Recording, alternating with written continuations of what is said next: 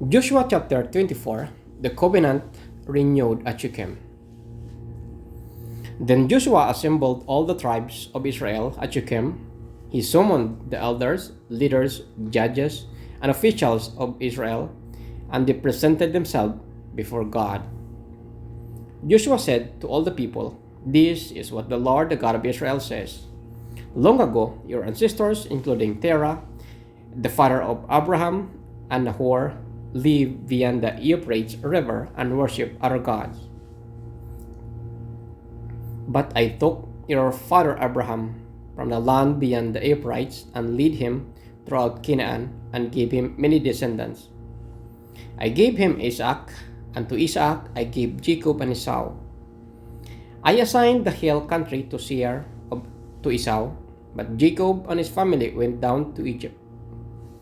Then I sent Moses and Aaron, and I afflicted the Egyptian by what I did there. And I brought you out. When I brought your people out of Egypt, you came to the sea, and the Egyptians pursued them with chariots and horsemen, as far as the Red Sea.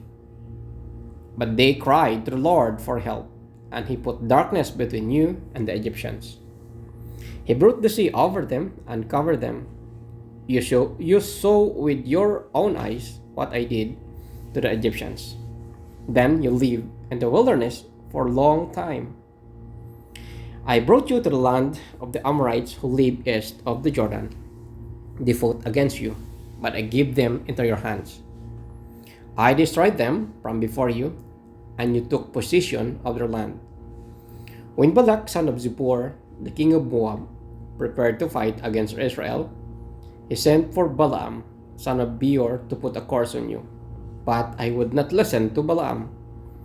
So he blessed you again and again, and I delivered you out of his hand. Then you crossed the Jordan and came to Jericho. The citizens of Jericho fought against you, as did also the Amorites, Perizzites, Canaanites, Hittites, Girgashites, Hivites, and Jebusites. But I gave them into your hands. I sent the hornet against of you, which drove them out before you. Also the two Amorite kings, you did not do it with your own sword and bow. So I gave you a land on which you did not toil, and cities you did not build. And you lived in them and ate from vineyards and olive groves that you did not plant. Now fear the Lord and serve him with all faithfulness.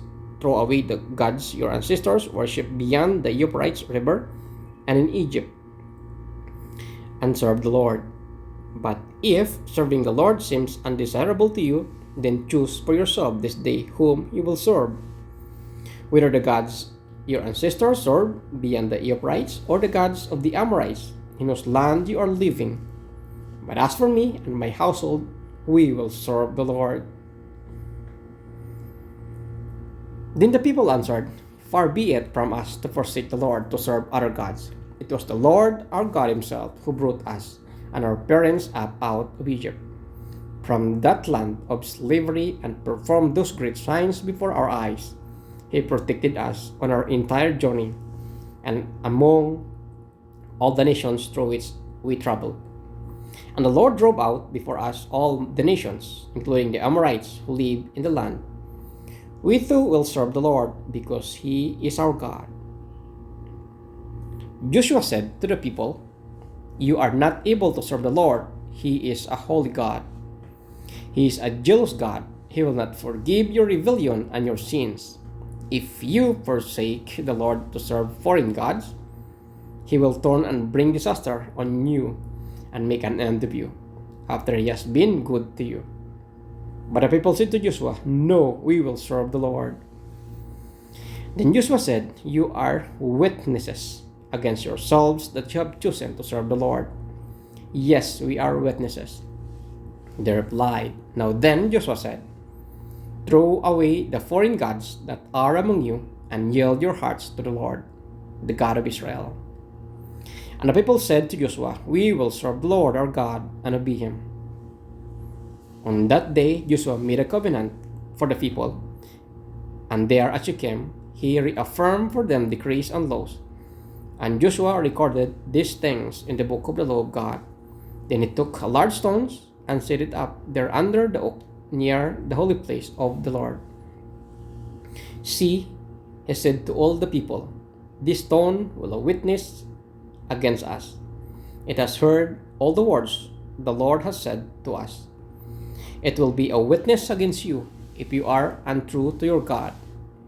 Then Joshua dismissed the people, each to their own inheritance. Buried in Promised Land. After these things, Joshua, son of Nun, the servant of the Lord, died at the age of 110. And they buried him in the land of his inheritance, at Timnath Serah, in the hill country of Ephraim, north of Mount Gaash. Israel served the Lord throughout the lifetime of Joshua, and of the elders who outlived him and who had experienced everything the Lord had done for Israel. And Joseph's bones, which the Israelites had brought up from Egypt, were buried at Shechem in the tract of the land that Jacob brought for 100 pieces of silver.